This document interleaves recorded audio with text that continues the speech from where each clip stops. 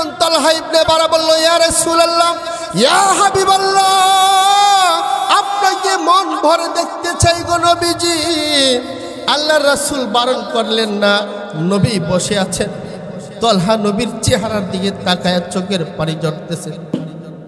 আল্লাহর পয়গম্বরকে তালহা বলতেছে, ইয়া রাসূলুল্লাহ, ইয়া হাবিবাল্লাহ, ওগো আল্লাহর পয়গম্বর, আমাকে কিছু সবক দিয়ে দেন, আমাকে কিছু আদেশ করে দেন, আমি আপনার আদেশগুলো মেনে যেন পরিপূর্ণ ইমানদার হতে পারি। সুবহানাল্লাহ বলেন। আল্লাহর পয়গম্বর বললেন, তালহারে, আমি যে উপদেশ তোমাকে দিব তোমার পক্ষেও যেতে পারে, তোমার বিপক্ষেও যেতে পারে। 5 মিনিটের সাহাবী কেমন নবীকে ভালোবাসতে একটু চিন্তা করেন। ছোট মানুষ। আল্লাহর পয়গম্বর তালহা ইবনে বারার হাতে একটা তরবারি উঠায় দিয়েছে। আলোচনাগুলো শুনেন। ছোট মানুষ তালহা ইবনে বারা রাদিয়াল্লাহু তাআলা আনহুর হাতে একটা তরবারি উঠাইয়া আল্লাহর পয়গম্বর বলতেছে, তালহারে, এই মুহূর্তে এই তরবারি দিয়ে তোমার বাবার কল্লা দ্বিখণ্ডিত করে দাও। তালহা ইবনে বারা কোনো প্রশ্ন করলেন না। ওগো নবীজি, আমি কেন আমার বাবা কল্লা দ্বিখণ্ডিত করব? কোনো প্রশ্ন না করেই বাবার দিকে দৌড় মারছে। কারণ তিনি তালহা ইবনে বারা শুনছে তার বাবার চাইতেও নবীকে বেশি ভালোবাসতে হবে। তালহা ইবনে বারা তরবারি নিয়ে দৌড় মারছে। আল্লাহর পয়গম্বর বলে, তালহা দাঁড়া, হে তালহা, যাস না। আল্লাহর পয়গম্বর বুঝতে পারছে এটা যেমন আশিক রাসূল, এটা তো তেমন আশিক রাসূল না, এটা তো তার বাবার কল্লার মধ্যে খুব বসায় দিবে। আল্লাহর পয়গম্বর কাছে যাওয়ার আগে বলে, ও তালহা দাঁড়া। আল্লাহর পয়গম্বর আগায় গেলেন, আর রাসূল সাল্লাল্লাহু আলাইহি ওয়াসাল্লাম তালহাকে জড়া বলতেছেন, তালহা রে, তুই যে আমাকে এত ভালোবাসবি আমি রাসূল কখনো কল্পনা করতে পারি নাই। তালহা বলে, ইয়া রাসূলুল্লাহ, ইয়া হাবিবাল্লাহ, শুধু এটা না, আপনি এখন যদি বলেন, হে তালহা, আমি নবীর জন্য তোমার জীবনটা দিয়ে দাও, আমি তালহা এই মুহূর্তে নিজের হাতে আপনার জন্য আমার জীবনটা দিতে প্রস্তুত রয়েছি, ইয়া রাসূলুল্লাহ। আল্লাহর পয়গম্বর সাল্লাল্লাহু আলাইহি ওয়াসাল্লাম তালহার এমন কথা শোনার পরে আল্লাহর হাবিব বলে, তালহারে, তোমার আব্বা দাঁড়িয়ে আছে, আজকে চলে যাও। তালহা যখন চলে যাচ্ছেন, বারবার নবীজির পিছনে নবীর দিকে তাকায় থাকে। বাবার কোলে ওঠার পরেও বারবার বাবা লক্ষ্য করে তালহা শুধু নবীজির দিকে তাকায় থাকে। যেই পর্যন্ত নবীকে দেখা গেছে তালহা ওই পর্যন্তই নবীজির দিকে তাকায়া ছিল। তালহা রাদিয়াল্লাহু তাআলা আনহু বাড়িতে চলে গেছে। হঠাৎ করে রাত্রে তুমি অসুস্থ, ভীষণ অসুস্থতা হয়ে গেছে। অসুস্থ হওয়ার পরে তালহা বুঝতে পারছে আমি আর বেশি দিন পৃথিবীতে থাকবো না।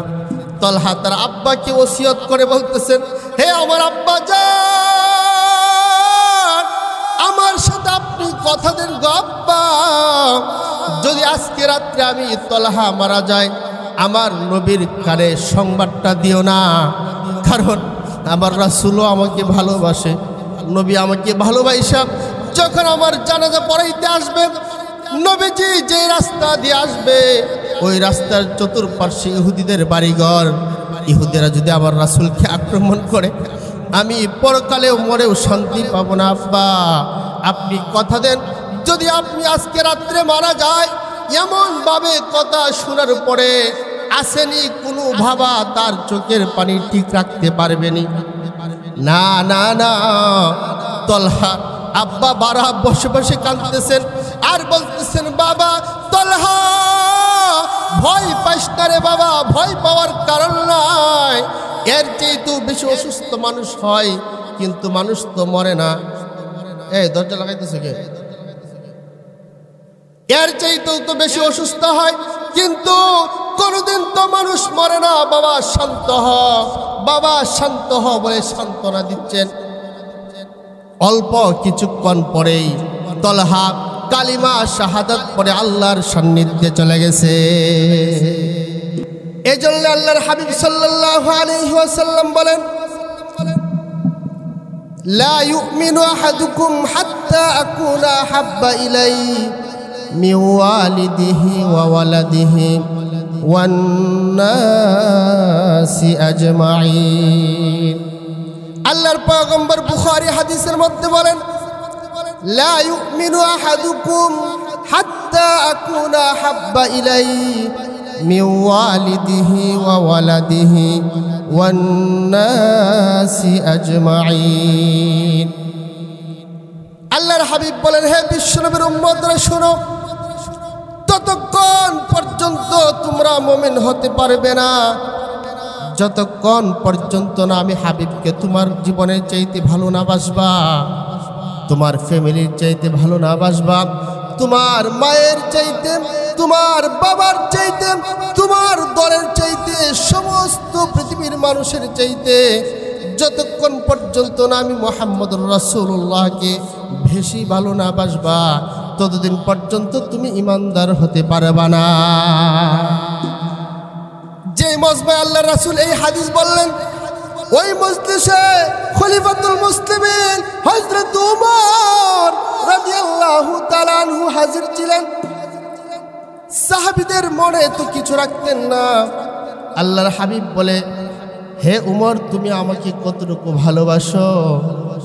হযরত উমর রাদিয়াল্লাহু তাআলা আনহু বলেন, ইয়া রাসূলুল্লাহ, ইয়া হাবিবাল্লাহ, ওগো আল্লাহর হাবিব, আমি আপনাকে ভালোবাসি, তবে আমার জীবনের চাইতে বেশি ভালোবাসতে পারি নাই। আল্লাহর হাবিব বলে, লা ইউমিনু, হে ওমর, এখনো তুমি ইমানদার, পরিপূর্ণ ইমানদার হতে পারো নাই। ওমরে ফারুক রাদিয়াল্লাহু তাআলা আনহু অল্প কিছুক্ষণের ব্যবধানে দাঁড়িয়ে বললেন, ইয়া রাসূলুল্লাহ, ইয়া হাবিবাল্লাহ গো, ওগো আল্লাহর হাবিব, এখন আমার মন বলছে আমি আপনাকে আমার জীবনের চাইতেও বেশি ভালোবাসি। সুবহানাল্লাহ। আল্লাহর পয়গম্বর বললেন, হে উমর, এখন তুমি ইমানদার, পরিপূর্ণ ইমানদার। অর্থাৎ নিজের জীবনের চাইতে রাসূলকে ভালোবাসতে না পারলে পরিপূর্ণ ইমানদার হওয়া।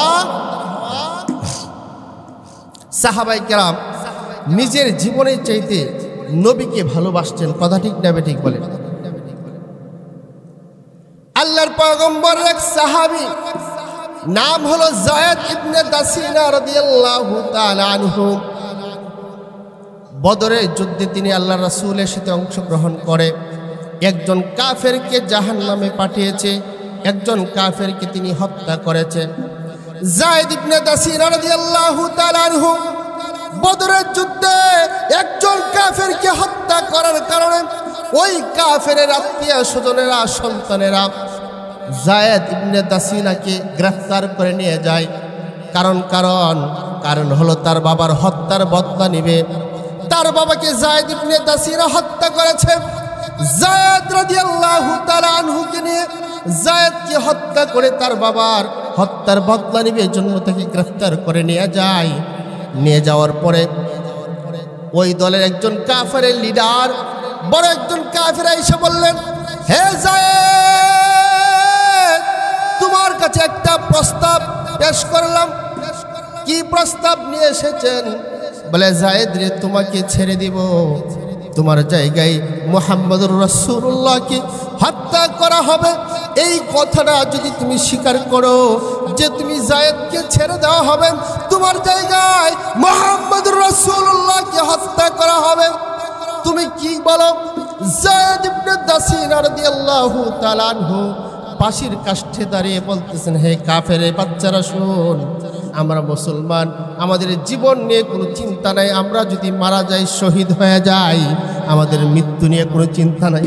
হে কাফেরের বাচ্চারা, শোন, আমার জায়গায় আমার হাবিবকে হত্যা করা হবে, এটা তো দূরের কথা। যদি কেউ আমাকে বলে, যায়েদ রে, তোমাকে ছেড়ে দেওয়া হবে, তোমার হাবিবের গায়ে এর বিনিময়ে একটা ফুলের টোকা দেওয়া হবে, আল্লাহর কসম কি আমি জায়েদ বলি, আমি জায়েদ এটাও মেনে নিতে পারবো না আমি জিন্দা থাকতে আমার পয়গম্বরের গায়ে একটা ফুলের আসর পড়বে। হ্যাঁ কাফেরের বাচ্চারা শোন, আমরা এমন নবীকে ভালোবাসি নাই রে, আমরা আমাদের জীবন দিয়ে আমার হাবিবকে ভালোবাসি। জায়েদ পাশির কাছে দাঁড়ানো অবস্থায় এমন প্রস্তাব প্রত্যাখ্যান করলেন। জায়েদ বলতেছে, মুসলমানদের ঈমান তোমরা জানো না, মুসলমানরা নবীর জন্য জীবন দেয় কিন্তু কোনোদিন ঈমান বিক্রি করতে পারে না। মুসলমানরা নবীর জন্য জীবন দেয় কিন্তু নবীর মোহাব্বত বিক্রি করতে পারে না। ঠিক কিনা বলেন? এমন ভালো পাশির কাছে দাঁড়িয়েও বলছে, এই কাফের বাচ্চারা, আমার জায়গায় আমার নবীকে তোরা হত্যা করবি, আমাকে ছেড়ে দিবে? এমন প্রস্তাব তো দূরের কথা, যদি বলো যে আমাকে ছেড়ে দিবে, আমার বিনিময়ে নবীর গায়ে একটা ফুলের টুকা দিবে, আমি এটাও বরদাস্ত করব না। সুবহানাল্লাহ। আল্লাহর পয়গম্বর আরেক সাহাবী হযরতে সাওবান, কি ভালো যে তারা নবীকে ভাসতো। হযরতে সাওবান রাদিয়াল্লাহু তাআলা আনহু একদিন ক্লান্ত অবস্থায়, পেরেশান অবস্থায় আল্লাহর হাবিবের সামনে হাজির হয়ে গেছে। আল্লাহর হাবিব দেখে বলতেছেন, সাওবান রে, তোমার এই অবস্থা কেন? এলোমেলো অবস্থায়, পেরেশান অবস্থায়। মানুষ যখন পেরেশান থাকে, পেরেশানের একটা ছাপ তার চেহারার মধ্যে ভাসে কি ভাসে না বলেন? ভেসে যায়। আল্লাহর হাবিব রাহমাতুল লিল আলামিন সাওবানকে দেখা মাত্রই বলতেছেন, সাওবান রে, তোমার এত পেরেশান অবস্থায় কারণটা কি? হযরত সাওবান চোখের পানি ছেড়ে দিয়েছে। ইয়া রাসূলুল্লাহ, ইয়া হাবিবাল্লাহ, ওগো আল্লাহর হাবিব গো, আমার মনে হঠাৎ করে একটা চিন্তা আসলো, যেদিন আপনি পয়গম্বর থাকবেন না, আমাদের যখন পেরেশান দেখা দেয়, অভাব দেখা দেয়, আমাদের শরীর যখন খারাপ লাগে, অশান্তি বোধ করে আপনার কাছে আইসা সান্ত্বনা পাই, ইয়া রাসূলুল্লাহ, যেদিন আপনি এই দুনিয়াতে থাকবেন না গো হাবিব, ওগো আল্লাহর পয়গম্বর, যেদিন আপনি পৃথিবীতে থাকবেন না, ওই দিন আমরা কার কাছে আইসা মনের কষ্টগুলো বলবো, কার কাছে এসে আমাদের দুঃখগুলো পেশ করবো গো ইয়া রাসূলুল্লাহ? এই জন্য আমি হঠাৎ করে আমার মনে পড়লো, আমি আপনার কাছে চলে এসেছি। ইয়া রাসূলুল্লাহ, ইয়া হাবিবাল্লাহ, আমার মনে খুব চিন্তা হয়, যেদিন আপনি থাকবেন না, আমাদেরকে যখন মানুষ কষ্ট দিবে, কার কাছে আইসা সুন্দর সুন্দর কথাগুলো শুনবো। ইয়া রাসূলুল্লাহ, আমাদের পেটে যখন খাবার থাকে না, 2-3 দিন হয়ে যায়, চুলায় যখন আগুন ধরে না, আপনার কাছে আসে, আপনার নুরানি চেহারা দেখার পরে আমাদের 2-3 দিনের খাবার নিবারণ হয়ে যায়। আল্লাহু আকবার বলেন। ইয়া রাসূলুল্লাহ, ইয়া হাবিবাল্লাহ, ওগো আল্লাহর পয়গম্বর গো, আপনি একটু বলেন না আমাদেরকে, যেদিন আপনি থাকবেন না, এদিন আমাদের কি হবে? এই কথা বুঝতে পারি আল্লাহ রাব্বুল আলামিন আয়াত নাজিল করে দিছে। আল্লাহ রাব্বুল আলামিন বলে, আল্লাহ রাব্বুল আলামিন বলে, ওমাইয়াত্তাকিল্লাহ, যারা আল্লাহর রাসূলকে, ওমাইয়ুতিইল্লাহ ওয়ার রাসূল, যারা আল্লাহর রাসূলকে ভালোবাসে, ওমাইয়ুতিইল্লাহ ওয়ার রাসূল فأولئك مع الذين أنعم الله عليهم من النبيين والصديقين والشهداء والصالحين وحسن أولئك رفيقا. يا رسول الله, يا حبيب الله, আপনার সাহাবীদের আপনার প্রতি অগাধ ভালোবাসা দেখা আমি আল্লাহ বরদাস্ত করতে পারি নাই গো নবী। ইয়া রাসূলুল্লাহ, ইয়া হাবিবাল্লাহ, আপনার সাহাবীদেরকে জানিয়ে দিন, তারা যেন টেনশন না করে, পরকালে যেমনভাবে দুনিয়াতে তারা আপনার সাথে থাকতেছে, ইয়া রাসূলুল্লাহ, ইয়া হাবিবাল্লাহ, পরকালেও কিয়ামতের ময়দানেও তারা আপনার সাথে জান্নাতের মধ্যে থাকবে। এই ঘোষণাটা আপনি তাদেরকে জানিয়ে দিন। আল্লাহর হাবিব সাল্লাল্লাহু আলাইহি ওয়াসাল্লাম তেলাওয়াত করে শুনাইলেন, সাহাবীরা সন্তুষ্ট হয়ে গেছে। এই ছিল নবীর প্রতি সাহাবীদের অগাধ ভালোবাসা। আরে আপনি আমি তো নবীর প্রেমে ভালোবাসা টুপিটাও পর্যন্ত মাথায় জড়াইতে পারলাম না, 3.5 হাত গায়ে নবীর সুন্নতটা জড়াইতে পারলাম না, এরপরও মোহাব্বতের দাবি রাখি আমি বলি আমি বিশ্ব নবীর উম্মত। তাহলে সাহাবীদের কি হালত বলেন, যারা নিজের জীবন বাজি রেখেছে, যারা নিজের জীবন অকাতরে নবীর জন্য বিলীন করে দিয়েছেন, তাদের কি হালত ছিল। শুধু কি পুরুষেরই? উহুদের যুদ্ধের ঘটনা, একজন কাফের ঘোষণা করেছে কদ কুতিলা মুহাম্মদ সাল্লাল্লাহু আলাইহি ওয়াসাল্লাম। মদিনায় ঘোষণা হয়ে গেছে মুহাম্মদ দুনিয়া থেকে শহীদ হয়ে গেছে, মুহাম্মদ দুনিয়াতে আর নাই। ঘোষণা হওয়ার পরে মদিনা থেকে উহুদের যুদ্ধ 3.5 মাইল জায়গা। ওই মহিলা যখন শুনছে আল্লাহর পয়গম্বর শহীদ হয়ে গেছে, মহিলা এবার উহুদের দিকে দৌড়ায়। মহিলা পাগল হয়ে গেছে, মুহাম্মদ নাই, আমাদের বেঁচে থেকে কোনো লাভ নাই। আল্লাহু আকবার বলেন। মদিনা পাগল হয়ে গেছে। পাগল হয়ে মহিলাটা উহুদের দিকে দৌড়াইতেছে। প্রতিমধ্যে কিছু সাহাবীদের সাথে সাক্ষাৎ। সাহাবীরা বলতেছে, ও মহিলা দৌড়ায় লাভ নাই, তোমার সন্তান শহীদ হয়ে গেছে। মহিলা কোনো ভ্রুক্ষেপ করেন না, তাদের কথা কর্ণপাত করেন না, বলো আমার রাসূল কেমন আছে, আমি আমার সন্তানের খবর নিতে আসি নাই। ও আল্লাহর পয়গম্বরের সাহাবী, বলো না আমার হাবিব কেমন আছে রে, আমি তো আমার সন্তানের খবর শুই না আসি নাই, আমার সন্তান শহীদ হয়েছে, কিয়ামতের ময়দানে আমি শহীদের মা হয়ে উঠবো, আফসোস নাই। বলো না আমার হাবিব কেমন আছে, আমার হাবিব যদি দুনিয়া থেকে চলে যায় আমি বেঁচে থেকে তো কোনো লাভ নাই। মহিলা পাগলের মতো দৌড়ায়, আরেকটু সামনে যায়, আবার আরেকজন সাহাবী বলতেছে, হে মহিলা দৌড়ায় লাভ নাই, তোমার স্বামীও শহীদ হয়ে গেছে। এমন খবর যদি কোনো মানুষের কানে আসে, তোমার সন্তান শহীদ হয়ে গেছে, তোমার স্বামীও শহীদ হয়ে গেছে, মহিলাটা বেহুশ হয়ে পড়ে যাওয়ার কথা, ঠিক কিনা বলেন? কিন্তু মহিলা বলে, সাহাবীরা রে, আমি আমার সন্তান, আমি আমার স্বামীর কথা জানার জন্য আসি নাই, আমি এসেছি আমার হাবিব কেমন আছে বলো না, মুহাম্মদুর রাসূলুল্লাহ কেমন আছে বলো।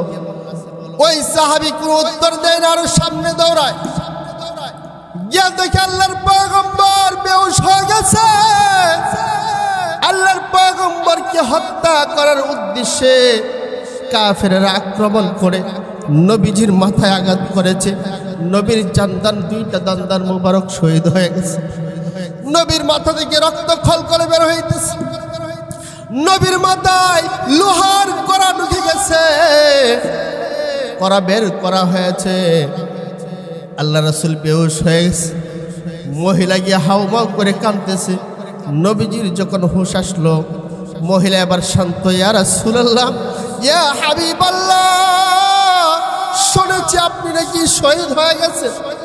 ইয়া রাসূলুল্লাহ, আমার সন্তান শহীদ হয়ে গেছে, আমি শহীদের মা হয়ে কিয়ামতের দিন উঠব।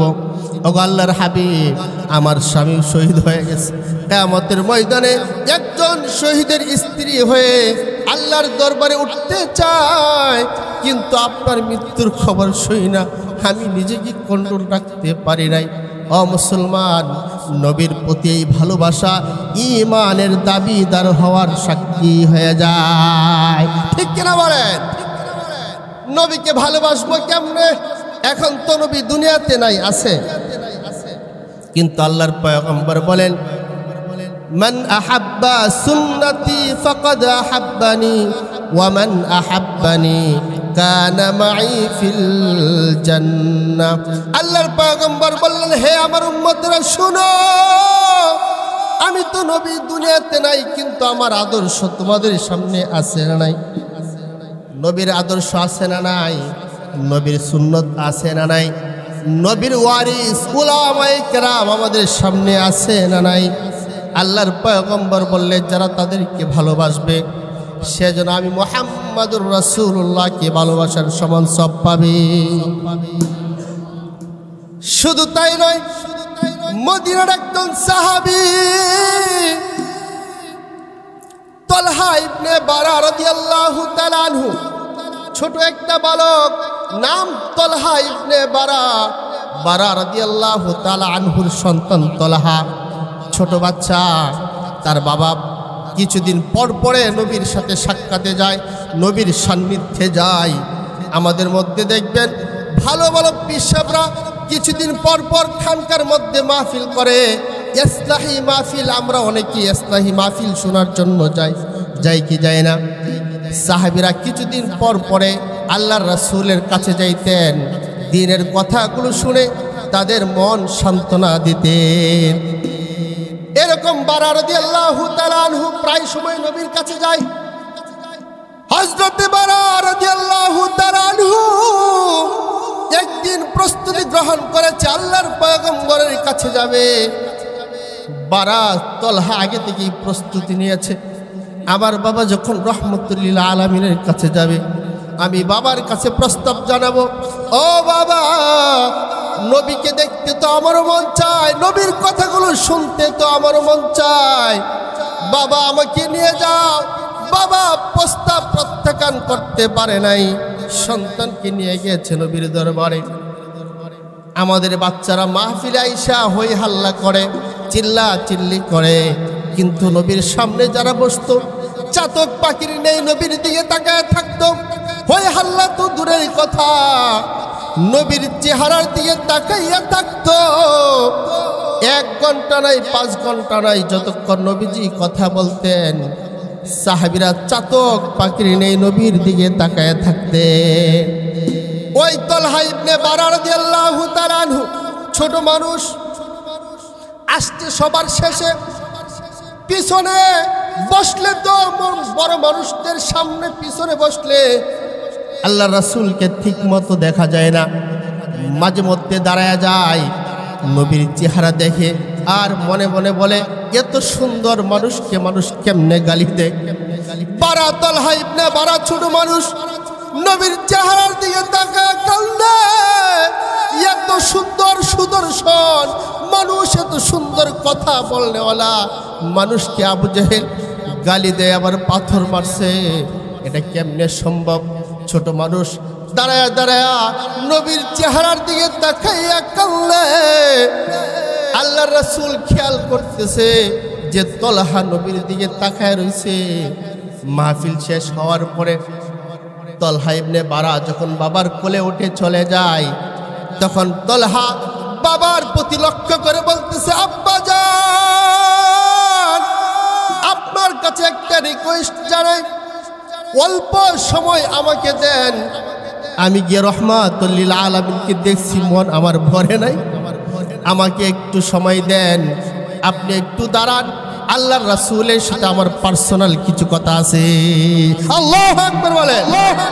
ছোট মানুষ বলতেছে, আব্বা জান, অল্প সময় দেন গো আব্বা, জানি না আর বেশি দিন বাঁচবো কিনা, রাসূলের সাথে একটু পার্সোনাল কথা ছিল। এই কথা শুনে বাবার মনটাও ভরে গেছে, আমার সন্তানও নবীকে ভালোবাসে। বাবার কোল থেকে নাইমে একটা দৌড় মারছে, আল্লাহর পয়গম্বরের সামনে গিয়ে হাজির হয়ে গেছে। আল্লাহর পয়গম্বর ছোট মানুষদেরকে বড় আদর করতেন, মাথার মধ্যে হাত বুলে নবীজি নিজে বসে গেছেন। আল্লাহর পয়গম্বরকে বারা তালহা ইবনে বারা বলতেছে, ওগো আল্লাহর রাসূল, আপনাকে একটু মন ভরে দেখতে চাই। আল্লাহর পয়গম্বর ছোট মানুষদেরকে বেশি ভালোবাসতেন।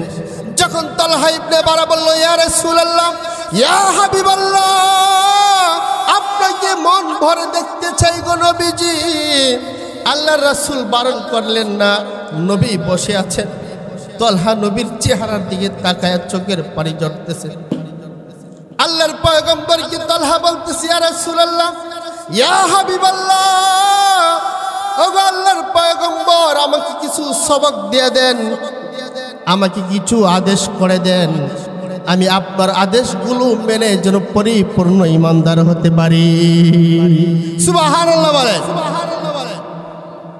আল্লাহর পয়গম্বর বললেন, তলহারে আমি যে উপদেশ তোমাকে দিব তোমার পক্ষেও যেতে পারে, তোমার বিপক্ষেও যেতে পারে।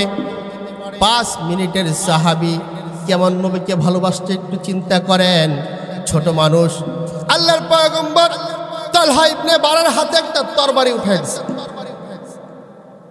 আলোচনাগুলো শুনেন। ছোট মানুষ তালহা ইবনে বারা রাদিয়াল্লাহু তাআলা আনহুর হাতে একটা তরবারি উঠাইয়া আল্লাহর পয়গম্বর বলতেছে, তলহারে এই মুহূর্তে এই তরবারি দিয়ে তোমার বাবার কল্লা দ্বিখণ্ডিত করে দাও। তালহা ইবনে বারা কোনো প্রশ্ন করলেন না। ওগো নবীজি, আমি কেন আমার বাবা কল্লা দ্বিখণ্ডিত করব? কোনো প্রশ্ন না করেই বাবার দিকে দৌড় মারছে। কারণ তিনি তালহা ইবনে বারা শুনছে তার বাবার চাইতেও নবীকে বেশি ভালোবাসতে হবে। তালহা ইবনে বারা তরবারি নিয়ে দৌড় মারছে। আল্লাহর পয়গম্বর বলে, তালহা দাঁড়া, হে তালহা যাস না। আল্লাহর পয়গম্বর বুঝতে পারছে এটা যেমন আশিক রাসূল, এটা তো তেমন আশিক রাসূল না, এটা তো তার বাবার কল্লার মধ্যে খুব বসায় দিবে। আল্লাহর পয়গম্বর কাছে যাওয়ার আগে বলে, ও তালহা দাঁড়া।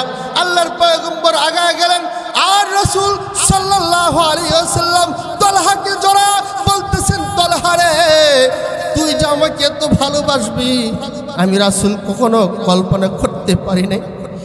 তালহা বলে, ইয়া রাসূলুল্লাহ, ইয়া হাবিবাল্লাহ, শুধু এটা না, আপনি এখন যদি বলেন, হে তালহা আমি নবীর জন্য তোমার জীবনটা দিয়ে দাও, আমি তালহা এই মুহূর্তে নিজের হাতে আপনার জন্য আমার জীবনটা দিতে প্রস্তুত রয়েছি ইয়া রাসূলুল্লাহ। আল্লাহর পয়গম্বর সাল্লাল্লাহু আলাইহি ওয়াসাল্লাম তালহার এমন কথা শোনার পরে আল্লাহর হাবিব বলে, তালহারে তোমার আব্বা দাঁড়িয়ে আছে, আজকে চলে যাও। তালহা যখন চলে যাচ্ছেন বারবার নবীজির পিছনে নবীর দিকে তাকায় থাকে। বাবার কোলে ওঠার পরেও বারবার বাবা লক্ষ্য করে তালহা শুধু নবীজির দিকে তাকায় থাকে। যেই পর্যন্ত নবীকে দেখা গেছে তালহা ওই পর্যন্তই নবীজির দিকে তাকায়া ছিল। তালহা রাদিয়াল্লাহু তাআলা আনহু বাড়িতে চলে গেছে। হঠাৎ করে রাত্রে তুমি অসুস্থ, ভীষণ অসুস্থতা হয়ে গেছে। অসুস্থ হওয়ার পরে তালহা বুঝতে পারছে আমি আর বেশি দিন পৃথিবীতে থাকবো না। তালহা তার আব্বাকে ওসিয়ত করে বলতেছেন, হে আমার আব্বা জান, আমার সাথে আপনি কথা দেন গো আব্বা, যদি আজকে রাত্রে আমি তালহা মারা যায় আমার নবীর কানে সংবাদটা দিও না, কারণ আমার রাসূলও আমাকে ভালোবাসে, নবী আমাকে ভালোবাসা যখন আমার জানাজা পড়াইতে আসবে, নবীজি যে রাস্তা দিয়ে আসবে ওই রাস্তার চতুর্পার্শ্বে ইহুদিদের বাড়িঘর, ইহুদিরা যদি আমার রাসূলকে আক্রমণ করে আমি পরকালেও মরেও শান্তি পাবো না। আব্বা আপনি কথা দেন, যদি আপনি আজকে রাত্রে মারা যায়, এমনভাবে কথা শোনার পরে আসেনি কোনো ভাবা তার চোখের পানি ঠিক রাখতে পারবেনি। না না না, তালহা আব্বা বারা বসে বসে কাঁদতেছেন আর বলতেছেন, বাবা তালহা ভয় পাইস না রে বাবা, ভয় পাওয়ার কারণ নাই, এর চেয়েও বেশি অসুস্থ মানুষ হয় কিন্তু মানুষ তো মরে না। এই দরজা লাগাইতেছে কে? এর চাইতেও তো বেশি অসুস্থ হয় কিন্তু কোনোদিন তো মানুষ মরে না। বাবা শান্ত হ, বাবা শান্ত হ বলে সান্ত্বনা দিচ্ছেন। অল্প কিছুক্ষণ পরেই তালহা কালিমা শাহাদাত পড়ে আল্লাহর সান্নিধ্যে চলে গেছে। এই দিক দিয়ে বাবা তো ওসিয়ত করছে সন্তান, যে বাবা আমি যদি রাত্রে মারা যাই নবীকে আমার মৃত্যুর সংবাদ দিও না। আল্লাহ রাসূল সাল্লাল্লাহু আলাইহি ওয়াসাল্লাম তালহা ইবনে বারাকে নিজের হাতে কাফন দাফন করে নিজে দাফন করলেন, নিজে জানাজা পড়াইলেন। কিছুদিন পরে যখন বারা আল্লাহ রাসূলের কাছে চলে গেছে, আল্লাহর হাবিব বলে, হে বারাম, আমার তলহা কোথায়? আল্লাহু আকবার বলে। আল্লাহর পয়গম্বর তলহাকে বলতে পারে না। আল্লাহর পয়গম্বর বলে, হে বারা, কাছে আয়, কাছে আয়, কাছে আয়, আজকে তুই একা আসলি, আমার তলহা কোথায়? এই কথা বলার পরে বাবার চোখ দিয়ে টপ টপ করে পানি ঝরতেছে। ইয়া রাসূলুল্লাহ, ইয়া হাবিবাল্লাহ, কি বলবো দুঃখের কথা। যেদিন তলহা আপনার কাছে এসেছে ওই দিন রাত্রে অসুস্থতা হয়ে তলহা আল্লাহর ডাকে সাড়া দিয়ে চলে গেছে। আল্লাহর পয়গম্বর চোখ দিয়ে পানি ঝরাইছে। হে তলহা ইবনে বারা, হে বারা, কেন আমাকে সংবাদ দাও নাই? বলে, ইয়া রাসূলুল্লাহ, ইয়া হাবিবাল্লাহ, আমার ছেলে ছোট হলেও ব্রেন অত্যন্ত ভালো, সে সূক্ষ্ম ব্রেনওয়ালা। ওগো আল্লাহর হাবিব, সে আমার হাত ধরে ওসিয়ত করেছে, আব্বা যান, যদি আজকে রাত্রে আমি মারা যাই, আমার হাবিবকে আমার মৃত্যুর সংবাদটা জানায়ও না। কারণ কি রে তলহা? ও বারা, কারণ কি? কারণ কি? বললেন, ইয়া রাসূলুল্লাহ, ইয়া হাবিবাল্লাহ, কারণ হলো যেই রাস্তা দিয়ে আপনি আসবেন ওই রাস্তার চতুর্পার্শ্বে ইহুদিদের বাড়িঘর। ইহুদিরা যদি টের পায় আপনি রহমাতুল লিল আলামিন আসতেছেন, তারা আক্রমণ করতে পারে। এজন্য আমার সন্তান আপনাকে বারণ করেছে। আল্লাহর হাবিব বলে, হে বারা, চলো চলো তলহার কবরে, আমি নবীজি তলহার কবর জিয়ারত করতে যাব। সাথে আবু বকর, হযরত উসমান, উমর, হাজার হাজার সাহাবাই কেরাম। আরে নবী যেই দিকে যাইতো সাহাবীরা ওই দিকে ছুটতো, আর কিচ্ছু বলতো না। রাসূল কোথায় যান, আমরা কোথায় গেল তা আপনারা জিজ্ঞেস করেন। কিন্তু আল্লাহ রাসূল যদি কোথাও যাইতেন, সাহাবীরা কোনো কিচ্ছু না বলে তারাও পিছনে পিছনে হাঁটা শুরু করত। আল্লাহর পয়গম্বর সাল্লাল্লাহু আলাইহি ওয়াসাল্লাম তলহার কবরের পাশে গিয়ে দাঁড়াইলেন, সালাম দিলেন, আর সালাম দিয়ে আল্লাহকে বলতেছেন, আল্লাহ, তোমার কাছে একটা দরখাস্ত জানাই। তলহা আমার বড়ই পাগল ছিল, তলহা আমার আশিক ছিল। ইয়া রাসূলুল্লাহ, আল্লাহর হাবিব বলে, আল্লাহ গো, আমি তলহার কবরে নিজে এসেছি জিয়ারত করার জন্যে। আয় আল্লাহ, তোমার কাছে দরখাস্ত হলো এই মুহূর্তে তুমিও তার কবরে এসে যাও। আল্লাহু আকবার বলে। আয় আল্লাহ, আমি মুহাম্মদুর রাসূলুল্লাহ আমার আশিকের কবরে পাশে এসে দাঁড়াইলাম, এই মুহূর্তে তুমি আইসা যাও। দোয়া করতে দেরি হয়েছে, সেকেন্ডের মধ্যে আল্লাহ রাব্বুল আলামিন তলহার সাথে সাক্ষাৎ করে গেছে। এই দৃশ্য দেখে আল্লাহর রাসূল, আল্লাহর পয়গম্বর হাসতেছেন। সাহাবায়ে কেরাম প্রশ্ন করলেন, ইয়া রাসূলুল্লাহ, ইয়া হাবিবাল্লাহ, ওগো আল্লাহর হাবিব, আপনি কেন হাসতেছেন? আল্লাহর পয়গম্বর সাল্লাল্লাহু আলাইহি ওয়াসাল্লাম বলেন, হে আমার সাহাবীরা, আমি কেন হাসবো না? তলহার প্রেমে পাগল হইয়া আমার আল্লাহ তার কবরে এসে সাক্ষাৎ করে গেছে। মুহতারাম, বাচ্চারা নবীরকে নিজের জীবন দিয়ে ভালোবাসলেও আমরা নামদারি মুসলমানেরা, মুনাফিক মার্কা মুসলমান, নবীকে তো ভালোবাসা দূরের কথা, নবীর কথাগুলো শুনতেও মন চায় না, মানতেও মন চায় না, নবীর আদর্শ শুনতেও মন চায় না, মানতেও মন চায় না। ঠিক না বেঠে? মুহতারাম হাজরিন, রাসূলকে ভালোবাসা ছাড়া কেউ ইমানদার হতে পারবেনি? বলেন না, কেউ ইমানদার হতে পারবে না। আল্লাহ রাসূল সাল্লাল্লাহু আলাইহি সাল্লাম উহুদের ময়দানে শহীদ হয়ে গেছেন। এই কথা শুনে হযরতে হানজালা রাদিয়াল্লাহু তাআলা আনহু নতুন বিবাহ করেছে। আল্লাহর নতুন বিবাহ করেও সে যুদ্ধে যেতে চায়। আল্লাহর পয়গম্বর বলে, হে হানজালা, তুমি নতুন বিবাহ করেছ, তোমার স্ত্রীর হক আছে, তুমি যুদ্ধে যাইতে পারবা না। হযরতে হানজালা আল্লাহর পয়গম্বর আদেশ পালনার্থে তিনি থেকে গেলেন। হযরতে হানজালা রাদিয়াল্লাহু তাআলা আনহু বাসর করে তিনি স্ত্রীর সাথে বাসর করলেন। বাসর করার পরে গোসল ফরজ হয়ে গেছে, ফজরের আগে গোসল করতে গেছে।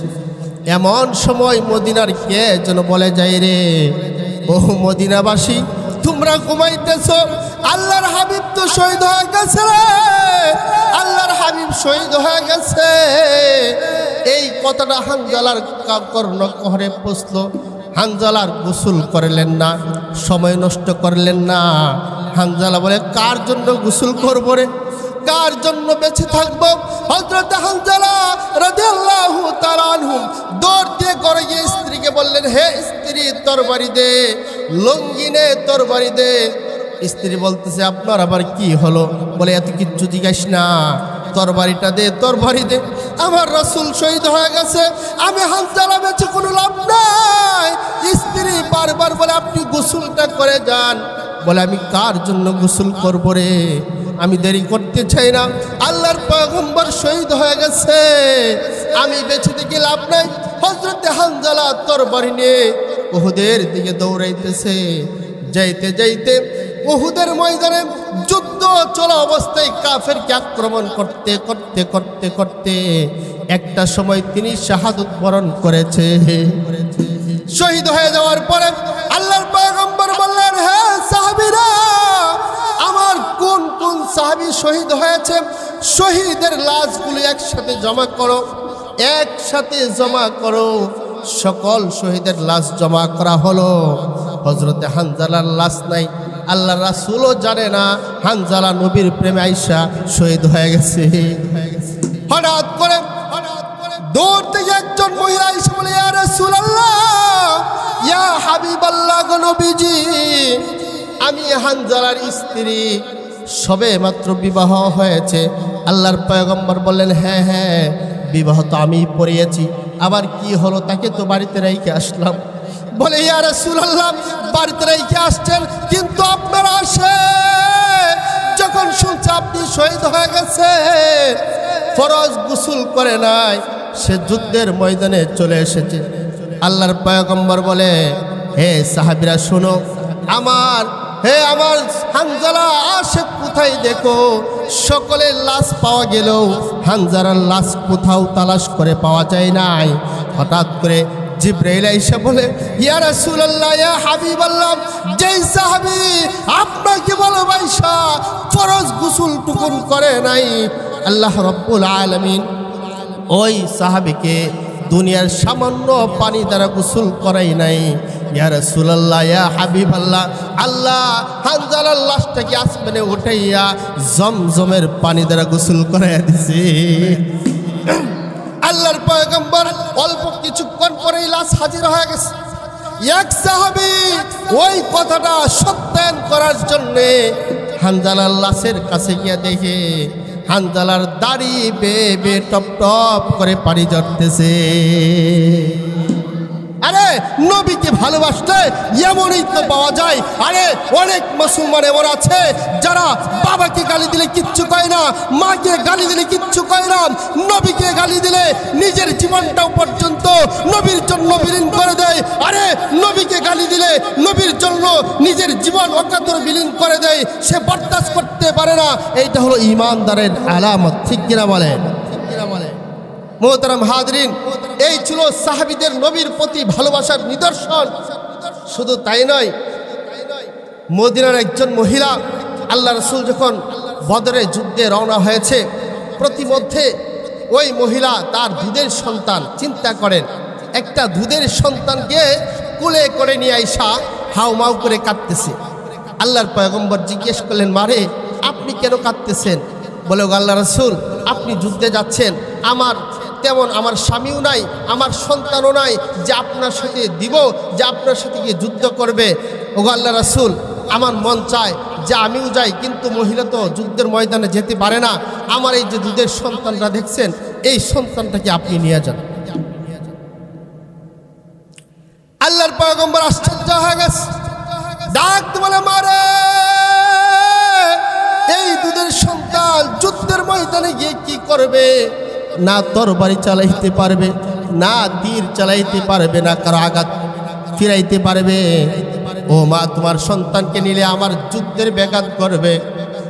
তখন মহিলা বলে, ইয়া রাসূলুল্লাহ, আমি জানি আমার সন্তান তীর চালাইতে পারবে না, তরবারি চালাইতে পারবে না, ধনুক চালাইতে পারবে না, আঘাত প্রতিঘাত ফিরাইতেও পারবে না, দিতেও পারবে না। ইয়া রাসূলুল্লাহ, এরপরেও দুশ্মনে যখন আপনি নবীকে লক্ষ্য করে তীর আর বল্লমগুলো আপনার দিকে ছুঁড়ে মারবে, আমার এই সন্তানকে আপনি ঢাল হিসেবে ব্যবহার করবেন। আল্লাহ রাসূল এই মহিলার আবেগ দেখে আল্লাহর পয়গম্বর হাউমাউ করে কাঁদতেছে। একজন মহিলা তার দুধের সন্তান আল্লাহর পয়গম্বরের জন্য উৎসর্গ করে দিলেন।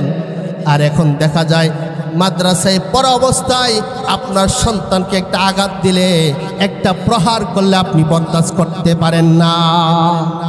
ঠিক না বেঠিক? ও মুসলমান, আল্লাহর পয়গম্বরের জন্য সাহাবীরা জীবন দিয়ে দিছে। শুধু তাই নয়, দুইজন বালক ছিল, মাআজ আর মুআব্বিজ। তারা দুইজন বালক ছিল নবীর আশিক। যখন শুনছে আবু জাহেল আমার পয়গম্বরকে গালি দিছে, ওদিন থেকে তারা প্রতিজ্ঞাবদ্ধ হয়েছে। মাআজ মুআব্বিজকে বলে, ভাইরে কাউকে মারতে পারি আর না পারি, আবু জাহেলকে ছাড়তাম না। মারি আর মরি অসুবিধা নাই, হয়তো বা মারবো না হয়তো মরবো, কিন্তু আবু জাহেলরে শেষ পর্যন্ত না দেখা আমরা ক্ষান্ত হব না। তোরা কেমনে মারবি? 5-7 বছর আবু জাহেলের সাথে যুদ্ধ করলে 100 পালোয়ান লাগে, 100 যোদ্ধা লাগে। এত প্রশিক্ষণ ছিল তার, আর এত লম্বা চওড়া ছিল, মানে 100 মানুষ আবু জাহেলকে ঘায়েল করতে পারে না। বদরের যুদ্ধে আবু জাহেল সাদা ঘোড়া দিয়ে আসছে, বিশাল বড় উপরে একটা ঘোড়া, ওই ঘোড়ার নিচ দিয়া মাআজ মুআব্বিজ 100 বার যাইতে চাইতেছে। এর উপরে হয়েছে গিয়া কে? আবু জাহেল। যুদ্ধ শুরু হয়ে গেছে, আল্লাহ রাসূল তাদেরকে নিতে চায় না, বলে না তোমরা ছোট মানুষ, যুদ্ধে নেওয়া যাবে না। কান্নাকাটি, পায়ে ধরে, একবার আবু বকরের পায়ে ধরে, একবার উমরের পায়ে ধরে, উমর একটু নবীকে সুপারিশ করো আমাদেরকে যেন নিয়ে যায়। বারবার আল্লাহ রাসূল গিয়ে উমর আল্লাহ রাসূলের কাছে গিয়ে বলো, আল্লাহ রাসূল ওদের কান্নাকাটি আর ভালো লাগে না, একটু নিয়ে নেন। যাই হোক, লম্বা কাহিনী। আল্লাহ রাসূল নিলেন, নিয়ে বললেন তোদের জন্য যুদ্ধ নয়, তোরা তরকারি বাঁচবি, যা আছে প্রাসঙ্গিক কাজগুলো করবি, কোনো যদি আমার সাহাবী অসুস্থ হয় তাকে সেবা করবি। বলে ঠিক আছে। তাদের কথা হলো যে আবু জাহেলরা টার্গেট করে বসে মনে মনে করতেছে, যা যুদ্ধের অনুমতি তো পাইছি, রান্না করবো, রান্না কাজ শেষ হলে গিয়ে আমরা আসল কাজ করে নেব, বুঝছেন? রান্না আমি তো যুদ্ধের জন্যই যাচ্ছি, রান্না আবার শেষ হলে বসে থাকবো না, তো আমরা গিয়ে আবু জাহেলের সাথে একটু পরামর্শ করবো। এই দিক দিয়ে যুদ্ধ শুরু হয়ে গেছে। আল্লাহর পয়গম্বরের সাহাবী আল্লাহ রাসূল সাল্লাল্লাহু আলাইহি ওয়াসাল্লামের একজন জলিলে কদর সাহাবী পাশে দাঁড়িয়ে আছেন। ওই মাআজ মুআব্বিজ গিয়ে বলতেছে, চাচা ইয়া আম্মি আরিনি আবু জাহেল। ওগো আল্লাহ রাসূলের সাহাবী, আপনি একটু আবু জাহেলকে দেখাই দেন। যুদ্ধ প্রচুর বেগে যুদ্ধ শুরু হয়ে গেছে। এমন সময় ডান পাশে একজন, বাম পাশে একজন, সাহাবীর নাম হলো আব্দুর রহমান ইবনে আউফ রাদিয়াল্লাহু তাআলা আনহু। তিনি প্রস্তুতি নিচ্ছেন কাফের উপরে ঝাঁপায়ে পড়বেন। এমন সময় মাআজ ডান পাশে, মুআব্বিজ বাম পাশে গিয়ে দাঁড়ায় বললেন, ইয়া আম্মি, হে চাচা, আরিনি আবু জাহেল, একটু হেল্প করেন, আবু জাহেলরে একটু দেখাই দিন। হযরত আব্দুর রহমান ইবনে আউফ বলে, আমি আশ্চর্য হয়ে গেলাম। আমি ডানের দিকে তাকায় দেখলাম ছোট বালক, বামের দিকে তাকায় দেখলাম ছোট বালক। আরে যদি বড় মানুষ থাকতো আমি সাহস করে আক্রমণ করে বসতাম, কিন্তু দুইটা বালক দেখে আমি ঘাবড়ায় গেলাম। আরে ছোট মানুষ খুঁজতেছে বড়টাকে। ওদের আগ্রহ দেখে আমি আব্দুর রহমান ইবনে আউফের ভিতরে একটা জোশ আসছে। আমি পলকের মধ্যে আবু জাহেলের চোখে নজর পড়লো। আমি দেখাই দিলাম, হে বাতিজা, ওই যে সাদা গুড়ার উপরে যে বেঈমান দেখা যায়, ওই বেঈমান হলো আবু জাহেল। আব্দুর রহমান ইবনে আউফ বলে, আল্লাহর কসম কে বলি, যেই মাত্র আমি হাতের ইশারায় দেখাইলাম, দেখলাম বাস পাখির নেই, দুইটা সন্তান উড়া দিয়ে আবু জাহেলের কাছে চলে গেছে। যাওয়ার পরে একজন বলে, আবু জাহেল, তোমার সাথে একটু সাক্ষাতের জন্য আসছে, একটু নাম বানি। আবু জাহেল হাসে, পিচ্ছি, কয় কি বাচ্চা মানুষ আইসা যদি বলে হুজুর নামের আমি বয়ান করব, তার সাথে কি রাগ দেখানো যাবে না? আবু জাহেল কিচ্ছু মনে করে নাই। আবু জাহেল মনে করছে ছোট মানুষ, 7, 8, 10, 12 বছরের পোলাফান, কি করবে এরা? আবার নিয়ে এসে খেজুর গাছ ডাল। বলেন, আবু জাহেলের গোড়াটাই হইল 10 ফুট উপরে, এর উপরে আবু জাহেল, আর নিচে যাইতেছে। তো অহন যদি ওরা আবু জাহেল্লা নামবে না নামাইতাম, তখন আবু জাহেল হাসি ছাড়া আর কিছু আছে। আবু জাহেল হাসতেছে, কিন্তু আবু জাহেল বুঝতে পারে নাই যে ইমানের জোর কত, ইমানের পাওয়ার কত। আবু জাহেল তো তার জানা নাই। বড় ভাই ছোট ভাই রে কয় ভাই রে নামতো না তো, এত আমাদের সাথে মস্কারি করতেছে। কখন কি করন? কয় তোর ডান হাতে যে খাজুরের ডালটা আছে ঘোড়ার পায়ের মধ্যে আঘাত করবি। আল্লাহ তাআলা তো বলছে ইয়া আইয়ুহাল্লাযীনা আমানু ইন তানসুরুল্লাহা ওয়া ইয়ানসুরকুম ওয়া ইউসাব্বিত আকদামাকুম। আল্লাহ তাআলা বলেছে ইমানদার, যদি তোমরা আমাকে সাহায্য করো আমি আল্লাহ তোদের হাতের মধ্যে পায়ের মধ্যে শক্তি দান করব। আরে ইমানদারের শক্তি কম না বেশি? হ্যাঁ। বড় ভাই আঘাত করলেন ঠ্যাঙ্গের মধ্যে, ঘোড়ার পা ভাঙ্গিয়ে আবু জাহেল উঠে পড়ছে। এরপরে ফিটনা শুরু করলো। আর কি ফিটনা খায় আবু জাহেল ঘোড়ার মতো চিল্লান করে। দেখেন ছোট ছোট ডাল দিয়ে ফিটনা দিলে আবু জাহেল 100 সেনাবাহিনী লাগে তার করতে গেলে, কাজ করতে গেলে, কপুকাত করতে গেলে সেই জায়গায় বাচ্চারা ফিরায় সে ঘোড়ার মতো চিৎকার করে। পাশেই তার সন্তান ছিল ইকরামা। ইকরামা কয় বাবা লজ্জাটা, তোমার সন্তান হিসেবে এতদিন পর্যন্ত গর্ব করতাম, কিন্তু আজকে তুমি গর্বের কিছু রাখো নাই। আরে দুইটা বাচ্চা খাজুরের ডাল দিয়ে পিটায় আর তুমি ঘোড়ার মতো চিল্লাও, তো বাবারে একটা খায়া দে। যখন এমন কথা বলছে তখন ইকরামা বুঝতে পারছে বাবা কষ্ট পাইতেছে। তখন ইকরামা কি করলেন, তার খাপ থেকে তরবারি বের করে বড় ভাইয়ের মাআজের হাতে আঘাত করলেন। মাআজের ডান হাতটা শহীদ হয়ে গেছে। হযরত মুআজ রাদিয়াল্লাহু তাআলা আনহু হাতটা পড়ে গেছে, একটু চামড়া লেগে আছে। এই দিক দিয়া বড় ভাই ছোট ভাইকে বল তুই তোর কাজ সার, আমি একটু এটাকে দেখে আসি। বড় ভাই বলতেছে মুআজ তুই আবু জাহেলকে শেষ পর্যন্ত না করে এখান থেকে যাইস না, আমি একটু ওকে দেখে আসি। বলে ভাই গো তোমার হাত তো পড়ে গেছে, বলে অসুবিধা নাই, আরেকটা হাত তো আমার আছে রে ভাই, বাম হাতে। আল্লাহু আকবার। মুআজ রাদিয়াল্লাহু তাআলা আনহু বাম হাতে খাজুরের ডালটা ইকরামাকে দৌড়ায়া 3.5 মাইল পর্যন্ত নিয়ে গেছে। ইকরামা জানতো যদি একটা ডালের বাড়ি খায় আমার আব্বার অবস্থা আমার হবে। ছোট ভাই আবু জাহেলের মৃত্যু নিশ্চিত করে বড় ভাইয়ের পিছনে যাইতেছে, না জানি আমার ভাই শহীদ হয়ে যায় কিনা। কারণ ডান হাতটা কেটে গেছে, রক্ত যাইতে যাইতে রক্ত শূন্য হয়ে হয়তো আমার ভাই পড়ে যাবে। ছোট ভাই মুআব্বিস বড় ভাইয়ের পিছনে যাইতেছে, হঠাৎ করে ইকরামাকে ধরে বেহুশ হয়ে পড়ে গেছে। ছোট ভাই গিয়ে হাজির হয়ে গেছে। ছোট ভাই বড় ভাইকে বলতেছে ভাই রে তোমার কিছু ইচ্ছা আছে কিনা? বলে হ্যাঁ ভাই, আমার শেষ ইচ্ছা হলো আমার পয়গম্বরকে এক নজর দেখতে চাই। আল্লাহু আকবার বলেন। বলে আমার কোনো আফসোস নাই, তবে আমরা যে নবীকে মারছি এটা বইল, আর নবীর চেহারাটা একটু দেখতে চাই। ছোট ভাই কি করলেন, আরেকজন সাহাবীকে ডাকলেন, ও আল্লাহর পয়গম্বরের সাহাবী শোনো, আমরা আবু জাহেলকে হত্যা করছি, আমার ভাইয়ের হাত কেটে গেছে। ও আল্লাহর পয়গম্বরের সাহাবী, আমি তো ছোট মানুষ, আমার ভাইকে নিতে পারবো না, বরং আমার ভাইয়ের হাতটা আমি নেই আর শরীরটা তুমি নিয়ে নবীর কাছে যাও। ওই সাহাবী আয়েশা মুআজ রাদিয়াল্লাহু তাআলা আনহুকে কোলে করে আল্লাহর পয়গম্বরের সামনে হাজির করেছে। আল্লাহর পয়গম্বর মুআজকে দেখে বলে, মুআজ রে তোকে না আমি রাইখে গেছি তরকারি কাটবে। মুআজ বলতেছি ইয়া রাসূলুল্লাহ, যখন তরকারি কাটা শেষ তখন ভাবলাম সময় নষ্ট করে লাভ নাই, একটু আবু জাহেলকে দেখে আসি। ও গো আল্লাহ রাসূল, আপনি খুশি হবেন, আমি এবং আমার ভাই মিলে আবু জাহেলকে হত্যা করেছি। ও গো আল্লাহর পয়গম্বর গো, আমার কোনো আফসোস নাই, এখন আমি শহীদ হয়ে যাব, কিন্তু আপনার চেহারাটা দেখে। ও গো আল্লাহর রাসূল, আপনার চেহারার মধ্যে আপনার উরাতে আমার মাথাটা একটু রাখেন না, আপনাকে দেখে দেখে যেন আমি শাহাদত বরণ করতে পারি। আল্লাহর পয়গম্বর পায়ের মধ্যে মুআজকে শোয়াই দিয়েছে। মুআজ নবীর চেহারার দিকে তাকায় আর বলেন, আশহাদু আল্লা ইলাহা ইল্লাল্লাহু ওয়া আশহাদু আন্না মুহাম্মাদান আবদুহু ওয়া রাসূলুহু। শহীদ হয়ে গেছে। এটা ছিল নবীর আশিক, তারা ছিল নবীর আশিক, ঠিক না বেঠিক বলেন? আজকে আপনি আমি এমন আশিক হইলাম, হুজুররা কথা কয় একটা, শুনি আরেকটা, হুজুর কথা কয় একটা, মানি আরেকটা।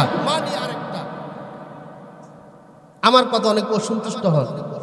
বলেন, আমি তো বারবার আপনাদেরকে বলি, আপনাদের সাথে জায়গা সম্পদ নিয়ে আমার কোনো দ্বন্দ্ব নাই, এই কালকে একটা গান বাজছে, আমি এশার নামাজ পড়তেছি না, আসরের নামাজ, এই যে মসজিদে বই বলতেছি, কেমন মুসলমান ওরা একটু আপনাদের কিছু বলি। আসরের নামাজ আমি পড়তেছি, নামাজটা পড়তে পারলাম না আমি। কারণটা কি? কেন 2 দিন পরে পরে এই গান বাদ্যের বিপক্ষে আমার কথা বলতে হবে? বলেন কারণ কি? আমি নামাজ কেন পড়তে পারবো না?